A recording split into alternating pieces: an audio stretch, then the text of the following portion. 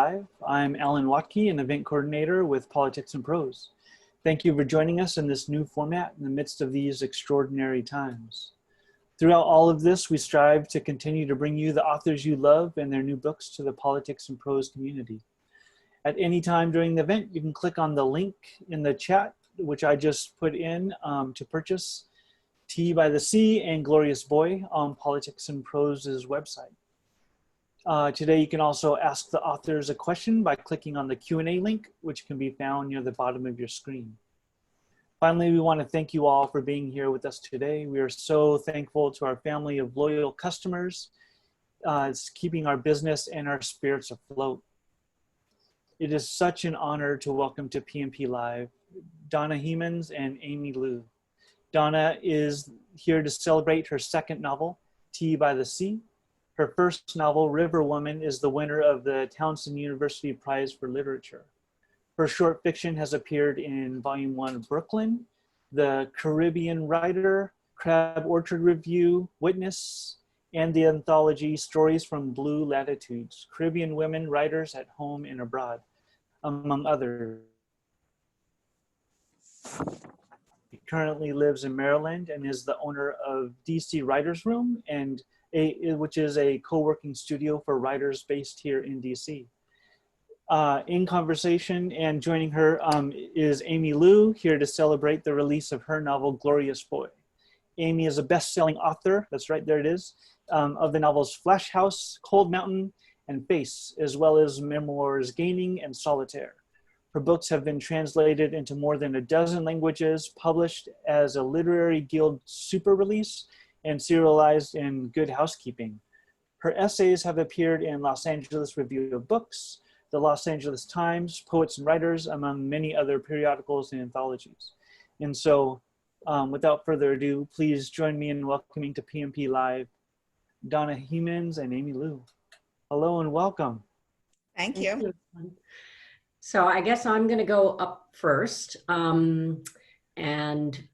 First, I want to just correct one thing. I'm the author of Cloud Mountain, not Cold Mountain. It is a really common mistake that people make, but I wish I were the author of at least Cold Mountain because it sold so many copies, but it was by Charles Fraser and it came out at the same time as Cloud Mountain. So just clearing that up. I think I'm going to tell you a little bit about the origin story of Glorious Boy. Donna and I have done several events together, and we were talking about our origin stories at another event, and she described her start with Tea by the Sea as a 3-act play, and I realized, oh, I have a 3-act play on how this book came to be too. So the first act was meeting an anthropologist who told me for the first time about the Andaman Islands. As you can see from the cover, it's set in a tropical island. The Andamans are off the coast of Burma, about 300 miles off the coast of Burma. They were part of British India for a long time. They were not developed, they were, a settlement was created in the Andaman Islands called Port Blair by the British in the late 1800s that was started as a penal colony for Indian freedom fighters. At the same time, long before actually, for 60,000 years, the islands were home to indigenous tribes that had thrived there until the British came. And then the British brought with them all kinds of problems, including diseases that ended up wiping out most of the tribes.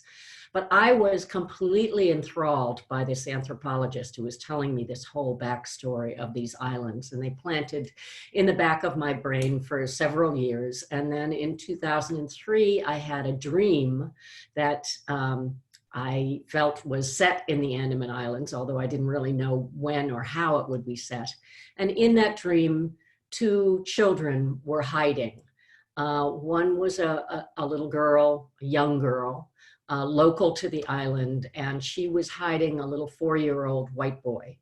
And they were hiding because there was an evacuation underway, and the girl knew that the little boy's family would not take her with them. And she loved this little boy, was very deeply attached to him. And when they came out from hiding, there was smoke rising in the distance, and the evacuation was gone, and the boys' parents were gone, and the road was empty. And I woke up from that dream with my heart pounding and went straight to my desk and wrote it down, knowing that that was the nub of a story I wanted to write at some point. And as I said, I did in the back of my mind think that the story was set in the Andaman Islands. But I didn't know when. I didn't know if there'd ever been an actual evacuation. So I noodled with this book and tried to imagine and create and fictionalize something to surround the dream story. And it really didn't come together until 2010, when I went to the Andamans and discovered that the Andaman Islands were the western front of the Pacific Theater in World War II. It had been occupied by the Japanese. And in point of fact, there was an evacuation of all the foreign civilians in 1942. And so suddenly I had my story, and I hadn't realized I was going to be writing a World War II story until then. But I launched into it with all the material that I discovered when I was in the islands. And so that is kind of what this story is today. It's the story of Claire and Shep Durant, who go to the islands in the mid-1930s. And he goes as a British civil surgeon, a doctor, but he also is enthralled with medicinal botany. So he wants to go into the forest and find the medicinal orchids that hold treasures that the West has never discovered. And his wife, Claire, they've met in a whirlwind romance. She is an aspiring anthropologist. She's enthralled by Margaret Mead, and she is just gobsmacked by the idea that there are these indigenous tribes that nobody's ever heard of. So she wants to go and study the tribes. And they go to this island, and they settle into this penal colony, which is a waning penal colony at this point. Most of the prisoners have been repatriated. But colonialism is alive and well in Port Blair when they get there. Let's see. I want to read you just a little bit to get us going. A really critical relationship in this story is the story between Claire and Naila, the girl who ends up hiding the little boy. And Naila is local to the island. Her father is, she's descended from former convicts, former freedom fighters. And so in light of the protests that have been going on, in light of all the conversation about prejudice and bias and bigotry, racism is, deeply rooted in colonialism. And so I wanted to share with you just a little bit about Claire and Naila getting to know each other when Naila is just 8 years old and Claire has just arrived in the islands. Claire invited Naila to help shelve the library and was pleased to see the girl eagerly leafing through each book before placing it. She seemed particularly fascinated by the photographic plates in the Andaman Islanders. Apparently, she'd never encountered any native Andamanese herself, though one picture, she said, resembled the layabout Perubi in Aberdeen Bazaar. But, she added, Perubi at least is keeping his clothing on. Claire noted the disparagement in her voice. She wondered where it stemmed from. What is this book, Min?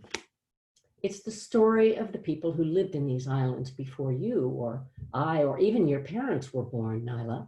The people whose ancestors came here first. They still live in the interior, you know. Have you never seen any yourself? The naked people. There was that same disapproval, but this time flatly matter of fact. Claire asked, is that what you've been taught to call them? Naila swayed her head back and forth like her father. She told Claire that everyone in Port Blair, Europeans and locals alike, viewed the naked people as pests because they were strange and dirty and ugly to see, uncivilized. When the British began to build Port Blair, they fought the largest of the tribes in the Battle of Aberdeen and nearly wiped out the great Andamanese entirely. Teacher Sen said the surviving forest people still raided settlements and plantations up north, and some of the most remote islands had tribes that were said to be cannibals. Most of the naked people still used spears and arrows, however, so they were no match for British guns. The girl wrinkled her nose at the picture of an Aboriginal couple seated rigidly, perhaps ritualistically, back to back and staring in opposite directions. They are not looking real. Eventually, Claire would deduce that Naila's father himself had a grandmother from the forest, but she died before he was born, and he and his wife never mentioned her, instead instructing their daughter to say that she had Tamil ancestors, dark people from South India being racially preferable to the indigenous Andamanese, and local born designating a class meaningfully distinct from native. Prejudice in British India, Claire would learn, was actively transferable and widely embraced. So that is the beginning of the relationship between Claire and Naila. And Naila becomes very jealous after Ty is born. She connects with the little boy. And later in the story, she's orphaned, and so really has no one except Claire and Shep and Ty. And Ty grows into a difficult child. He's a late speaker. He has a condition called Einstein syndrome, which makes him very prone to tantrums and difficult to control.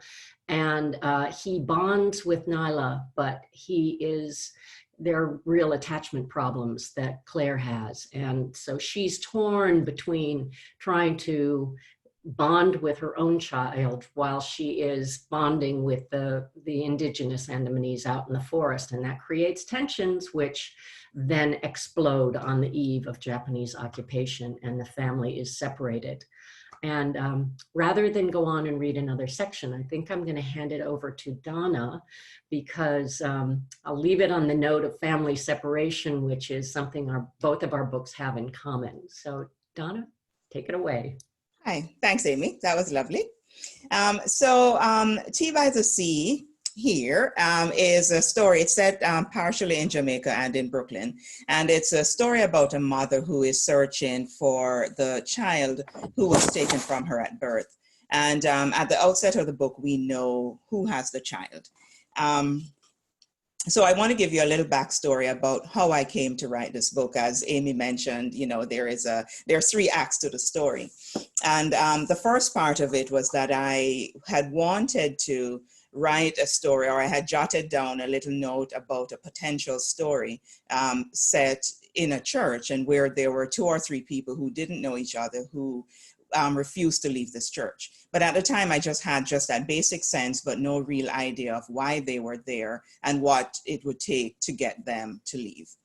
The second part of it was that I started writing a short section with a mother who was getting her daughters ready for school. She drops the girls off at school, and at this point, she's in Brooklyn. She drops the girls off at school and is making her way to the subway to get on the train to go to work. But instead of going to work, she turns around, she leaves, and she heads to the church. So now I know who is in the church, but I have no idea why she's there in the church, and again, what is going to get her out. So the third part of it, I was in Jamaica, and there is a radio program that comes on Sunday evenings, and it's a program called Sunday Contact. And people will call in to look for people they have lost touch with, friends, family members, schoolmates, whomever. And so on that particular day that I was there, a mother called in, and she was looking for her child. The child at the time was about 8 years old. She knew that the father had taken the child, but she had no idea where they were. And once I heard that, I said to myself, that is my story. This is the woman who is in that church and who is searching for her child, and she's not leaving until she either figures out where the child is or she gets the child. So once I had that in motion, I then had to figure out how to structure this entire book around this woman who's searching for her child. So I'm going to read 3 short sections, and what we get throughout the book is the mother, Plum, going back and forth. She's living in Brooklyn, and she spends some time going back and forth to Jamaica, searching for her child. So the first section is from the first chapter, which is when we first discover, well, the first part of the first chapter, we discover Lenworth, the father of the child, walking with the baby. So the section I'm going to read is Plum's return from the hospital to the house looking for Lenworth and her child. Indeed, Plum looked for Lenworth. She returned to their small cottage on property that at one time had been a large pimento and cattle estate. The pimento and the cattle were long gone, the surrounding land subdivided and developed as residential plots. All that was left of the estate were the cottage and the larger house, which from the outside looked like it would crumble without much prompting from a single puff of wind, then decay. But it was only an illusion. Inside was an artist's dream.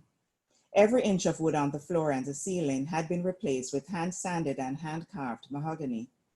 The plaster walls had been rebuilt with new concrete walls, which were painted a light cocoa, orange, and green. The paint brushed on to make the walls look as distressed as the outer perimeter of the house.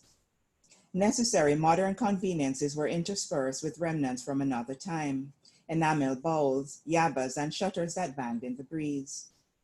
On her return, Plum passed the main house with its front walkway flanked by two large monkey jars, flowering bougainvillea and hibiscus, and dwarfed by the flame of the forest trees behind it, both in full bloom. The flowering plants with their red and pink and yellow blooms celebrating life, taunted and teased, made tears flood Plum's eyes again. She walked past the house to the cottage in the back and found the rooms had been stripped of Lenworth's things, his CDs and books and papers and clothes. He didn't have much, but everything belonging to him was gone. Plum's clothes hanging in the wardrobe were meager, forlorn, and childish, a reminder that she had only just begun her adult life.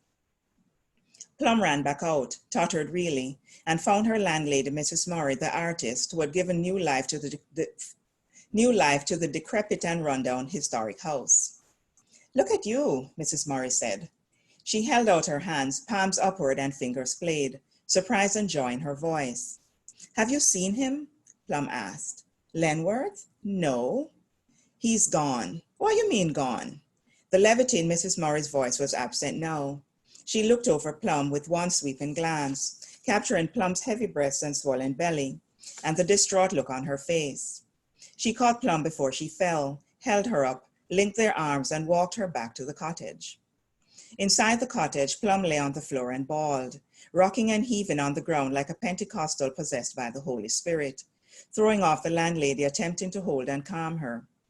When she had no tears or sobs left to pour out and no strength to stand up, she knelt and looked around at the borrowed furniture that came with the cottage, then stood and looked around again for something of Lenworth's, a handwritten explanation, a clue to where he had gone and why. But she found nothing, no sign that he had lived there at all. Had it not been for her breasts achingly full, it would have all felt like a miserable dream, a nightmare that Plum wasn't actually living and from which she would wake at any minute. Neither had words for what had happened.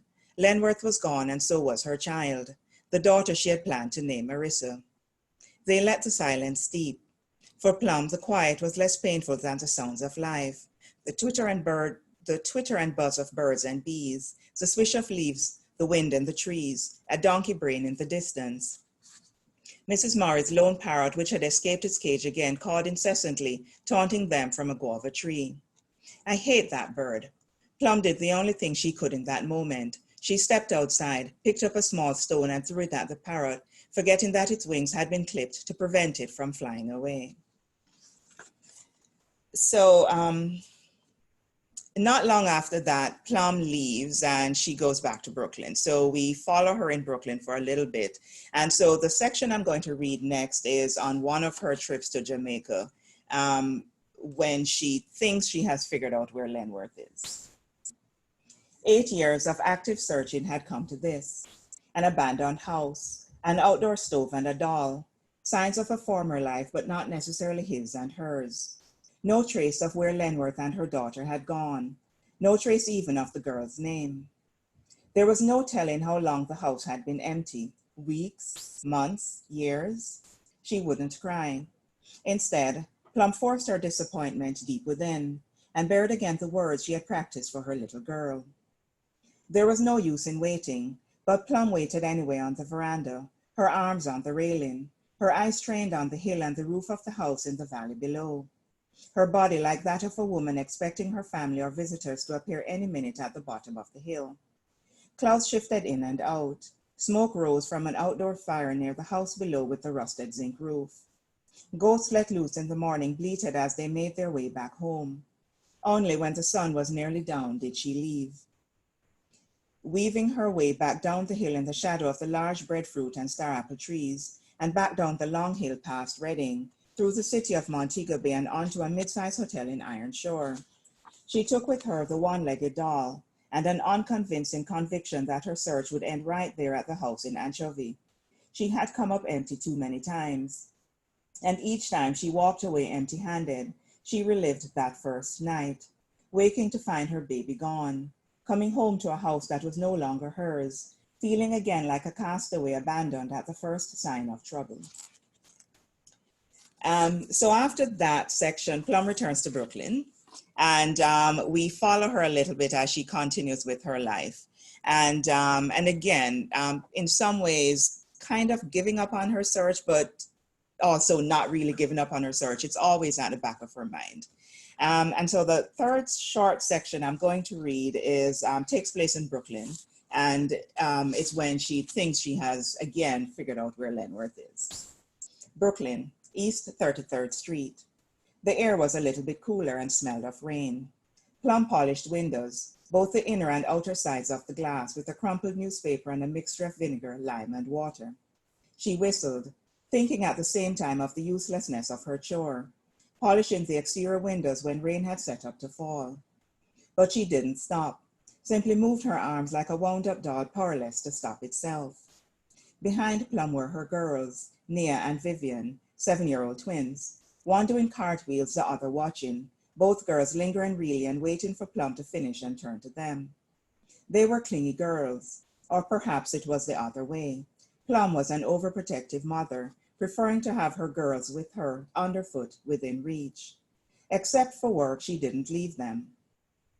All these years, she hadn't been able to shake the fear that her girls wouldn't be there when she returned. But they were there, Nia, the acrobatic one, contorting her body through the air, and Vivian, a quiet observer with a book on her lap, stealing glances at Nia. Nia took risks. Vivian weighed consequences. Together, the girls balanced each other, and often when Plum imagined them older, as teenagers, she saw Nia treating life like a tightrope and Vivian holding the net beneath her sister. Even if Alan had been home at that very moment, the girls would still have been nearby, waiting for her to finish and turn to them. Nia stumbled and crashed, and Plum turned to see her sprawled on the hardwood, between the coffee table and the couch, water from a cup pooling, magazines from the rack scattered on the ground like shattered glass, and the storage bench flipped over on its side. "You all right? Where did you hit? Did you hit your head?" Nia, giggling instead of talking, looked at her sister and the pool of water spreading fast toward the rug.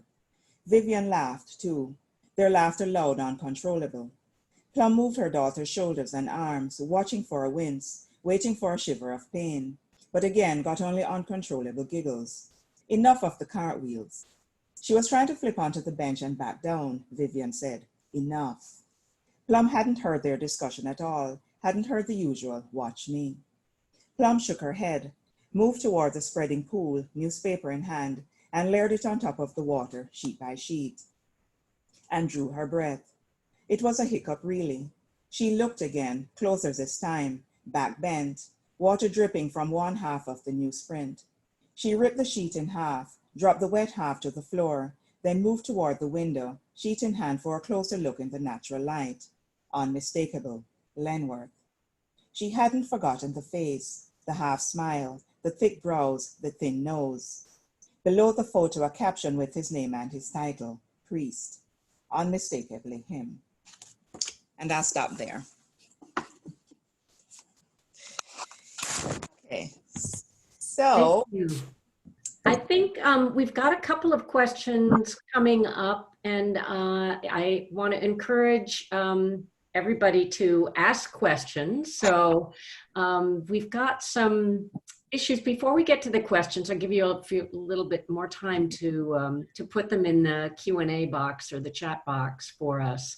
But I think something that our books have in common, in addition to the whole theme of family separation, is the theme of agency and the connection between agency and colonialism, the legacy of colonialism, and also the issue of women's agency in particular. And so I will say that in my book, the agency is most evident in terms of Claire, the mother who loses her child, in a very different way than Plum does. But she has the same problem that Plum has, which is in a world that doesn't give women a lot of tools, how does a mother reconnect with her child? And so in my book, she has the advantage of having a bit of a career, or the start of a career, and an education. And she calls on all of the learning that she's done as an anthropologist. And that does help her in her quest to save her family. But at the same time, she's working in a colonial world where both the Indian subjects and the indigenous subjects basically are viewed as under the control of the colonial masters. Used to like to think we are their mothers and their fathers. It was a very patriarchal view. And so when the Japanese came, one of the things that was happening with the Indians was, instead of having the agency, they had the Indian freedom movement, but they also viewed the Japanese as going to be their liberators.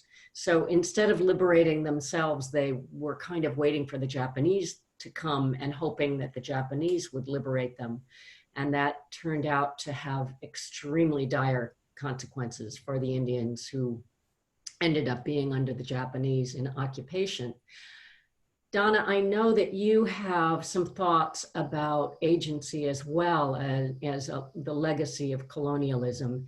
And in your book, the story of agency is so, I think it's one of the most fascinating aspects of your story, in terms of who has agency and who is trying to help other people have agency. And this is something particular for Lenworth, in terms of Lenworth's motivation, and also Plum's family's motivation.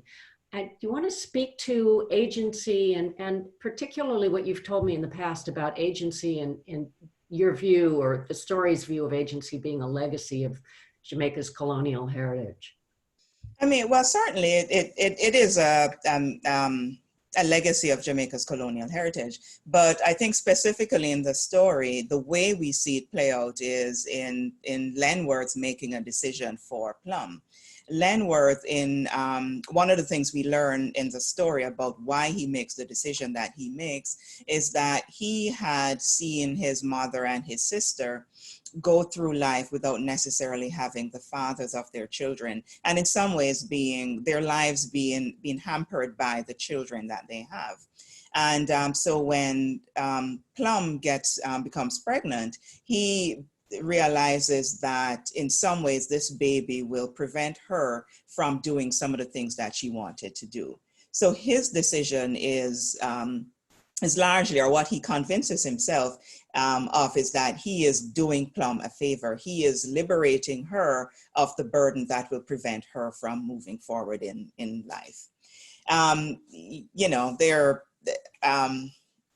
Whether or not that's a good idea and he made a good choice is, I leave that up to readers to decide. But I think when you look at it, certainly from the perspective of the family, he took that choice away from Plum. And when you look at colonialism in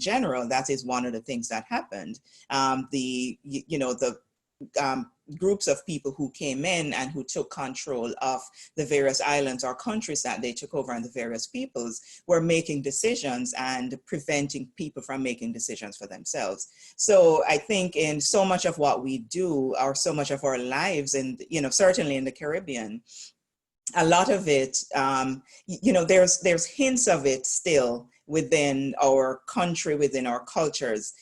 So even though we're outside of the whole colonial system, there's still things about the colonial life that lingers. And in some ways, what I wanted to do with this story was not necessarily address that aspect of it directly, but indirectly talk about how the difficulties that happen when somebody else makes a decision for us without allowing us as individuals to make decisions for ourselves.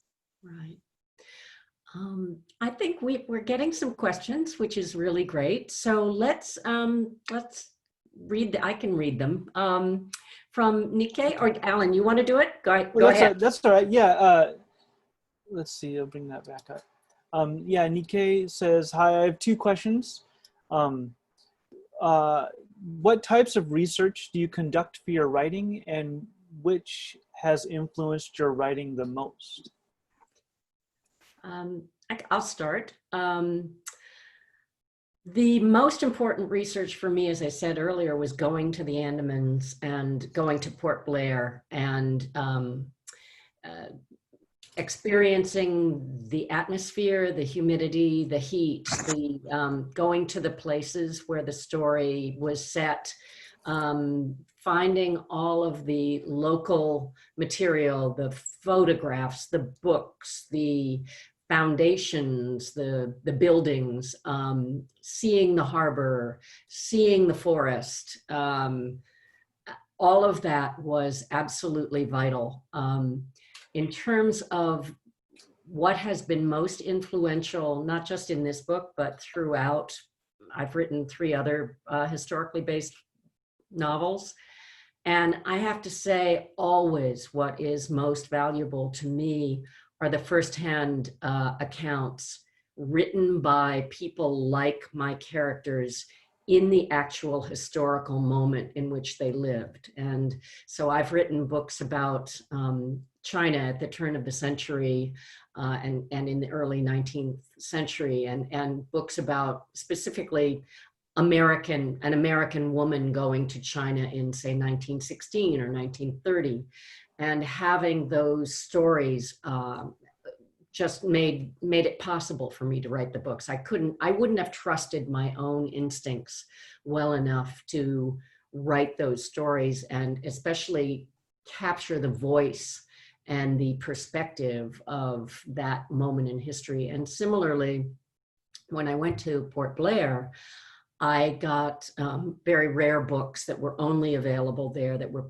published in India and written by people who lived in Port Blair and had lived through the war and had grown up in the places that I was writing about, and could actually speak to what that society was like, what the hierarchy was like, what the interaction between the foreigners and the locals and the indigenous people.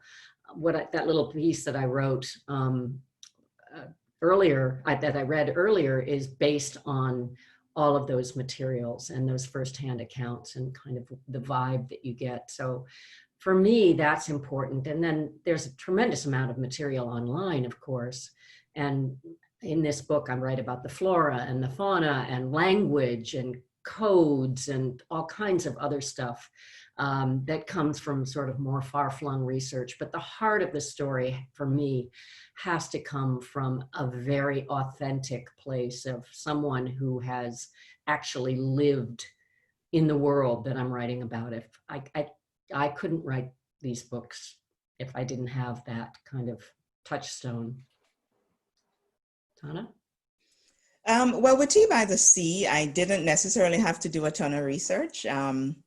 One, I was writing about Jamaica, where, I've lived, and I go back to Jamaica pretty often enough. So I am fully versed in Jamaica. Well, I should say, maybe not fully versed, but versed enough in Jamaica.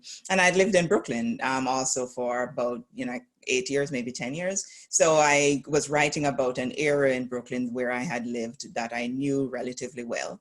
And so a lot of what I drew on were things that I had experienced, places that I'd lived, what I had experienced. The house in Jamaica where the story, portion of the story is set, where Lenworth goes to live after he walks off with the child, is actually my grandparents' house. And so again, that too is something that I knew relatively well and I wanted to write about, I wanted to preserve in some ways. So I, pulled from photos I had and, my memories.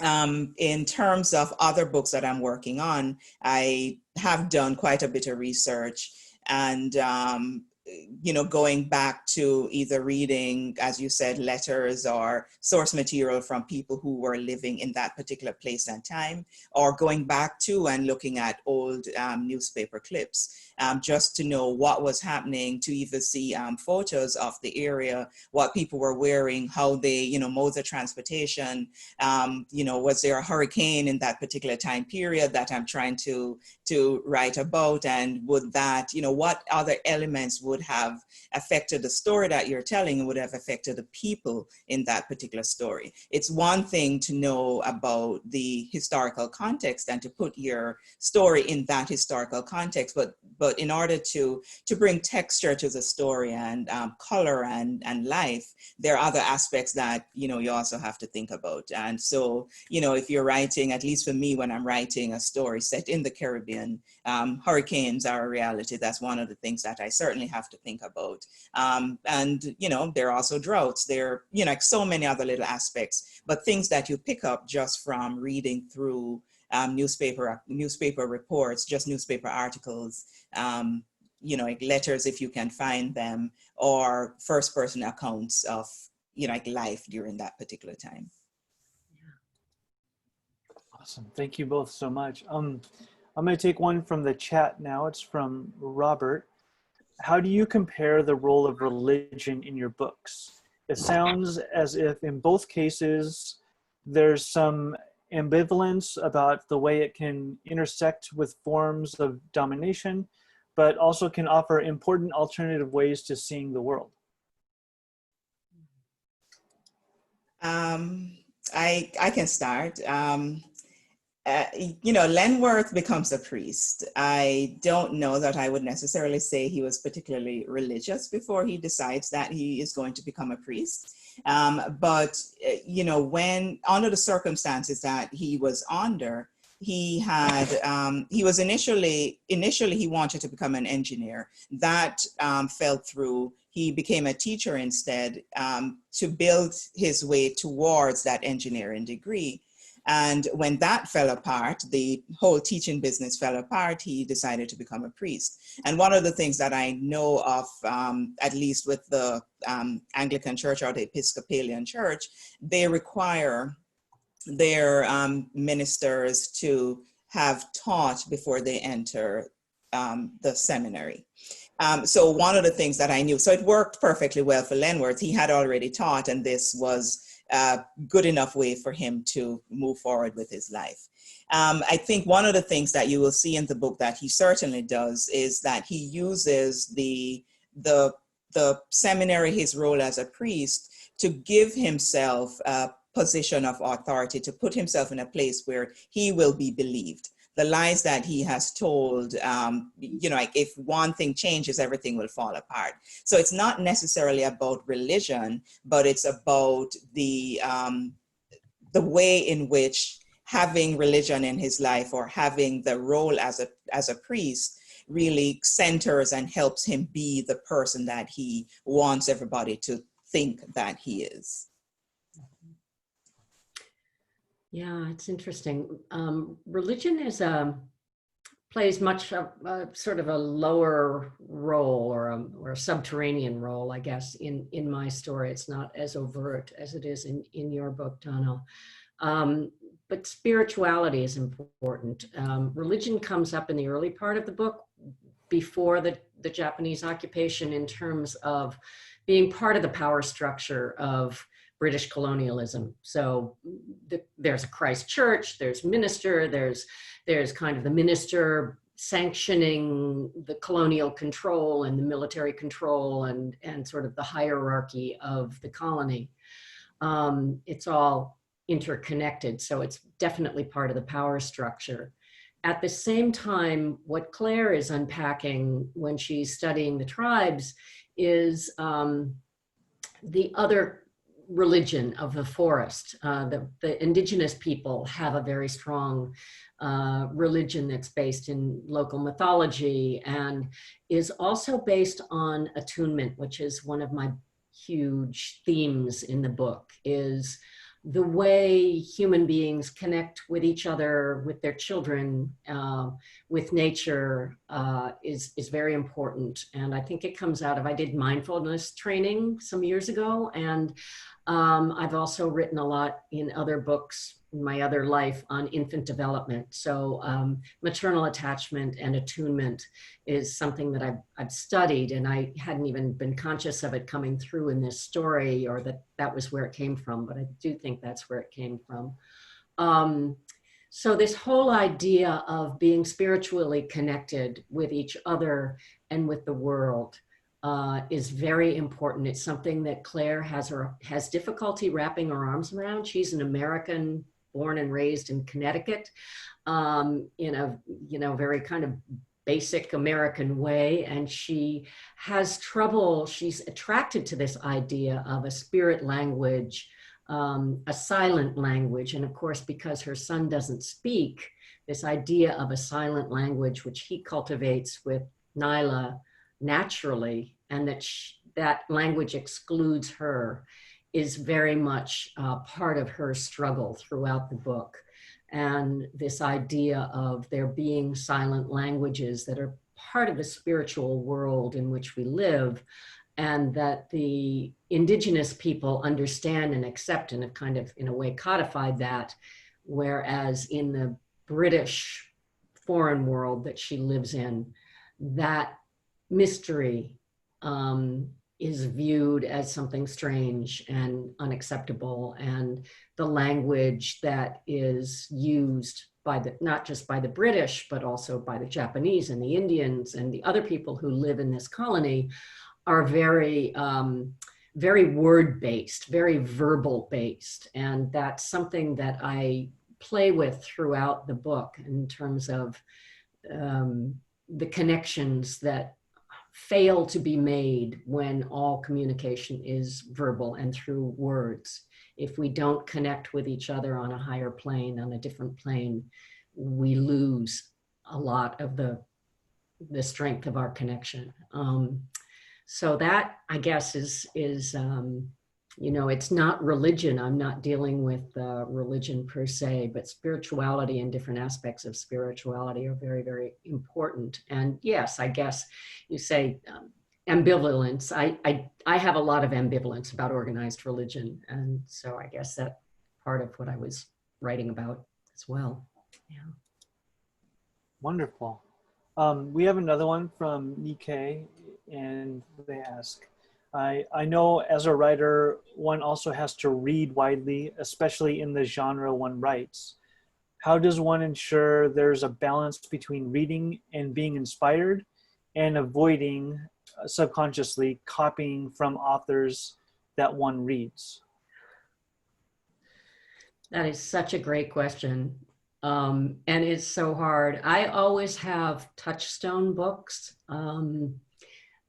or authors who guide me on every book I write. And they are usually, they are more about structure than style, I think, because I find the most challenging part of every book to be how it's going to be structured. How am I going to tell this story? How am I going to lay it out? How will I interweave all of the different pieces? Where will I put the backstory? How will I deliver the backstory? So I'm looking for structural role models in the books that I'm reading. And then on the other hand, there are the books that I keep by my side because not just because they're influencing me, because I admire them, but also because writing a book is so hard. It took me 17 years to write Glorious Boy. And so I read a lot of things that inspire me, that inform me, that are great, but not everything I read makes me want to write. So I always have to have books that I absolutely adore, that are something of a mystery to me, but that also encourage me line by line, that if you just write a line like this, you can create something that's incredibly moving and beautiful and meaningful. And because it's here in this book, this line, it meant that this author put these words together and achieved that. So that to me is inspirational. I have, like I say, I've had different books inspire me at different times. Wallace Stegner, his book Angle of Repose was my touchstone book when I was writing Cloud Mountain, because it was a big sprawling saga about a marriage. Now I hear you on this business about avoiding subconsciously copying from authors, because my touchstone for Glorious Boy was Michael Ondaatje's work. And Michael Ondaatje is probably the most dangerous author to have as a stylistic inspiration, because he's just impossible to emulate. I mean, and if you try, I think anybody who really tries to emulate his writing is doomed to fail. So it was difficult. I had to keep him kind of at a distance and just use him for the inspiration, but turn to a lot of other types of books and a lot of other styles to kind of help me through this book. I think I balanced him with Graham Greene. So I had these two books, two types of authors writing in the same period that my book takes place. So they inspired me in different ways, but there's such different kinds of writers that helped have it. I think don't get too top heavy in one style. Have a good mix at your disposal, even if you have one favorite to inspire you. Donna? I think the what I liked about what you said, or especially liked, is that you said not every writer inspires you to write, or not everything that you read inspires you to write. And I think that's key. It's certainly it's a key thing to keep in mind.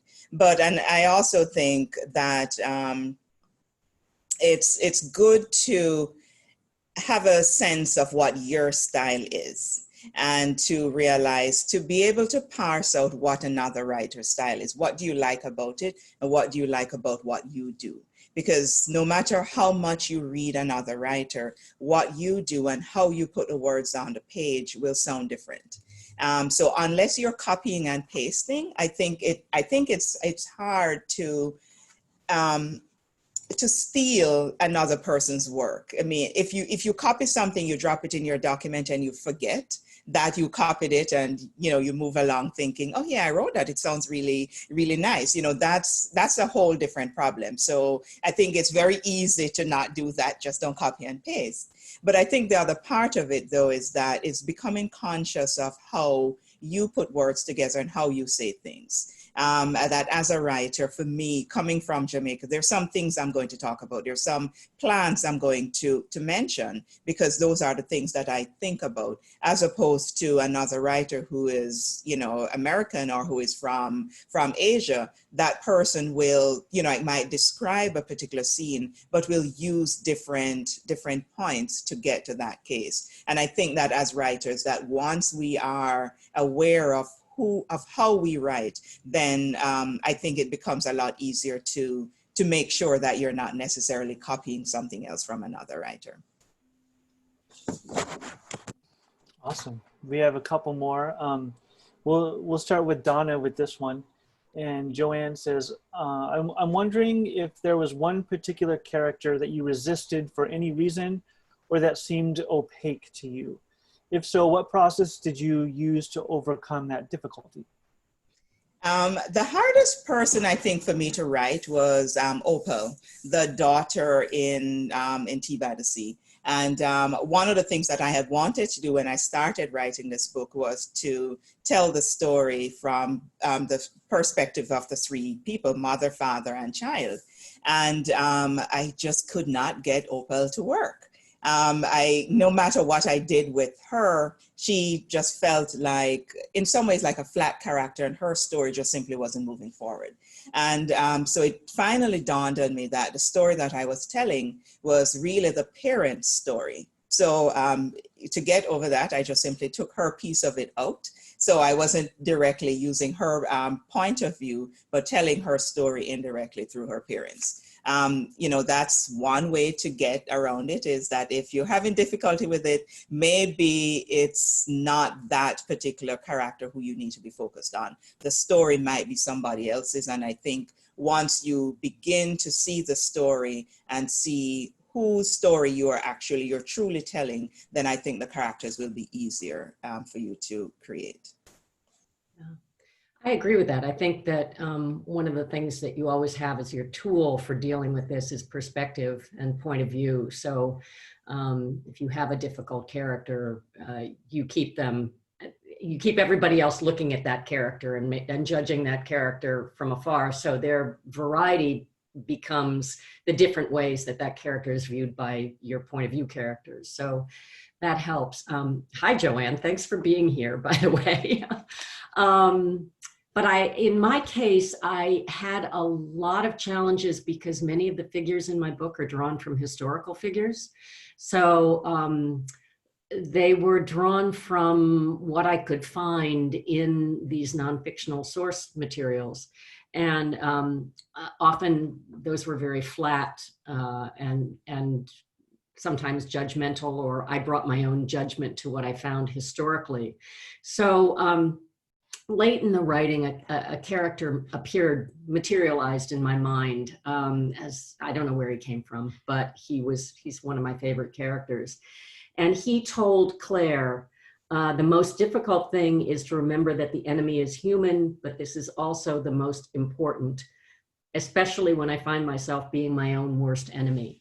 And I found that that was really, really helpful to me as I was writing these books and these characters and developing and refining the characters.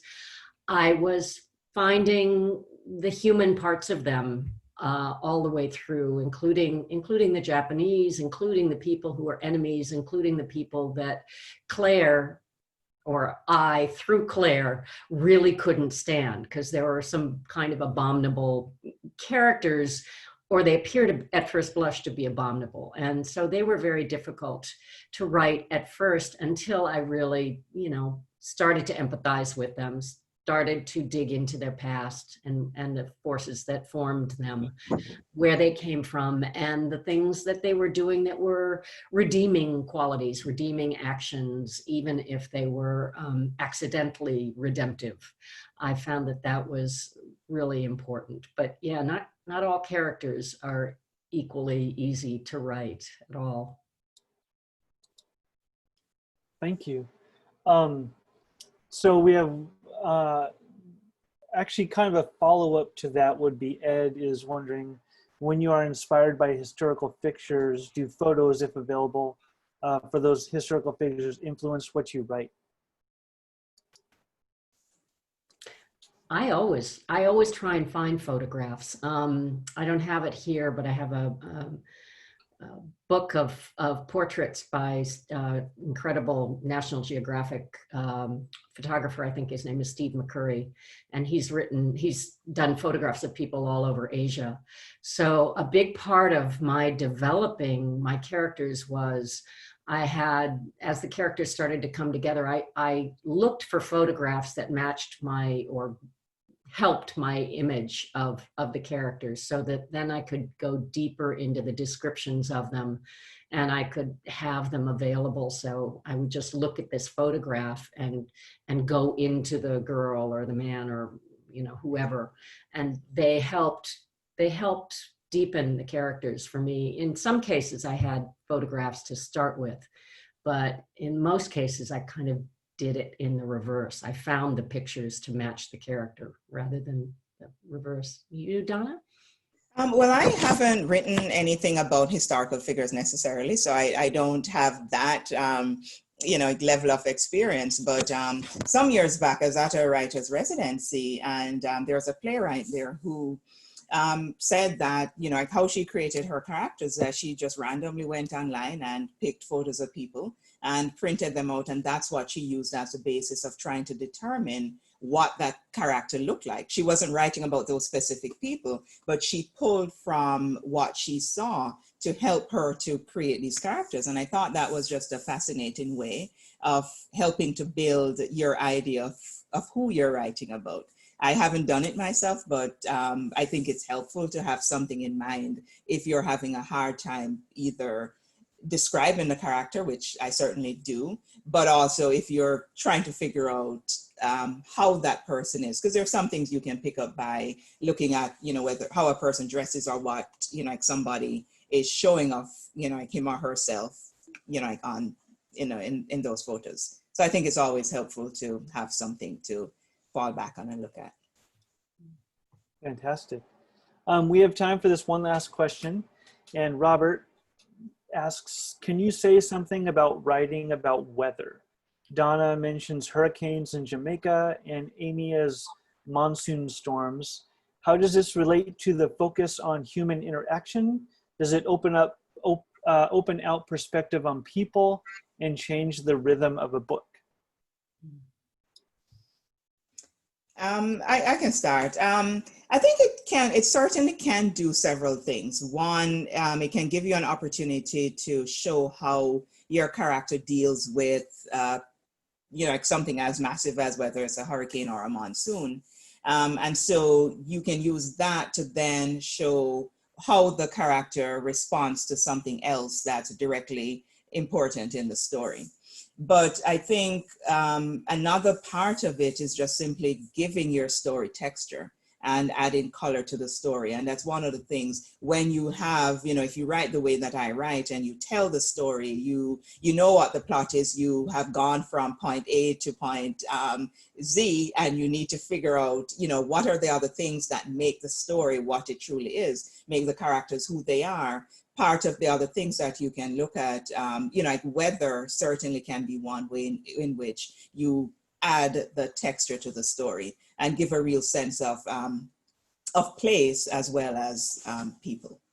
Yeah, I think it's intrinsic to place. I mean, in the Andamans in India, the monsoons are such a huge part of the cycle of life and the cycle of the seasons that it would be impossible to write this story in that place without dealing with them because, for example, the migration of the indigenous people follows the coming and going of the monsoon. So those seasons are a big part of, where people are. Then you have, of course, the thematic aspects of the storm being internalized or the internal being expressed by the storm. So yeah, I think it's important for that. In my case, again, so much of what became the plot of this book came from historical fact. So one of the biggest events in the book, biggest natural events, is an earthquake that took place just a few months before the Japanese invaded. And that earthquake triggered a tsunami, which forced the relocation of most of the people in the book and created a crisis that would have been an opportunity for the family in the story to leave. It actually did prompt many of the British and the foreigners who lived in Port Blair at the time in 1941 to leave.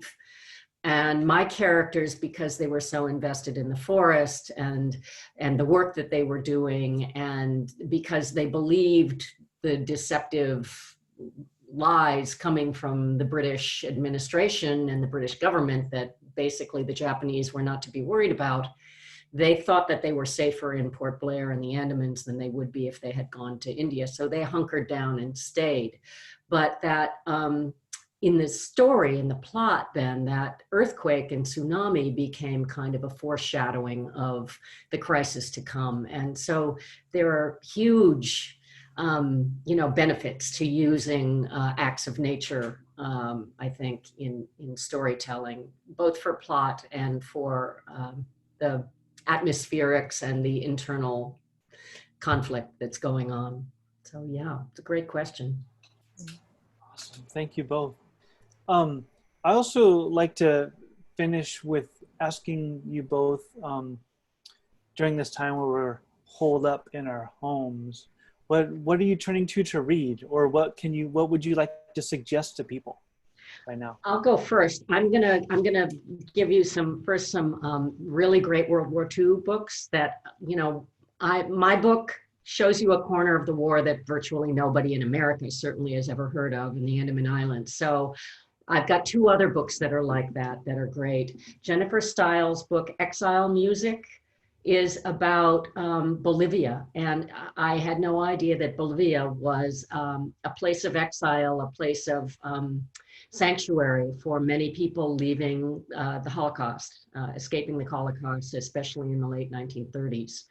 And The Blossom and the Firefly is a young adult book, but it is absolutely gorgeously written. It's by Cherie L. Smith, and it is about a young teenage girl and a teenage boy in Japan. And it's at the end of the war when 16 and 17-year-old boys were being groomed to be kamikaze pilots.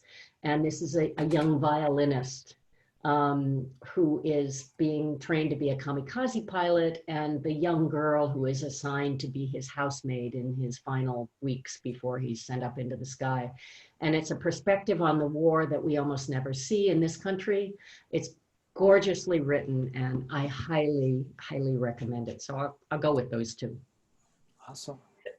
Well, I'll say, like the pandemic has kind of limited my reading. I haven't got back to a point where I can actually sit down and concentrate on much. But on my list are a number of titles from Caribbean writers. There are a number of books coming out recently, and one is by Lauren Francis Sharma's Book of the Little Axe, and she's a DC area writer. Love After Love is another one that came out, a Trinidadian woman, and then These Ghosts Are Family. Those are the three books that are at the top of my list that I really want to read when I can get back to a point where concentrating on a book is possible. Yeah, absolutely.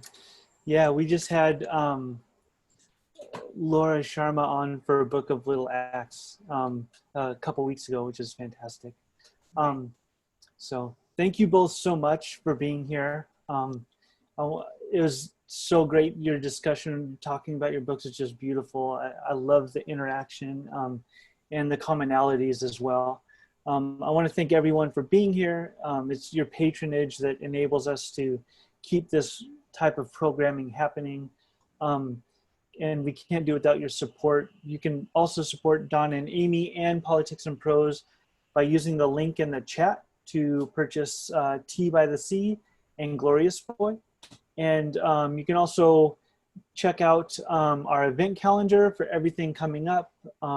We have a lot of these on YouTube as well. So this will be on YouTube. You can check out our Politics and Prose YouTube channel and to see any past events and upcoming events as well. So we want to thank both Donna and Aimee for being here today. It is just a pleasure to have you. Thank you all for joining us. And I just want to say, stay safe and stay well read. See you next time. Thank you. Thank you so much, Alan. And thank you everybody who came. Thank you.